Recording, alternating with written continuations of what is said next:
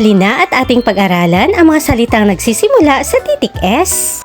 Ang titik S ay may tunog kagaya ng ahas. S. S. Sabon. Sapatos. Salamin. Sako. Saging. Sando. Sandok. Saranggola. Sampalok. Sepilyo. Sisiw. Sibuyas. Sinturon. Sili. Siyam.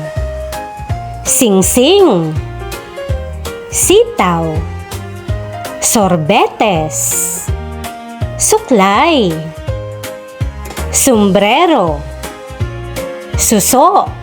At susi. Muli, ang titik S ay may tunog kagaya ng ahas.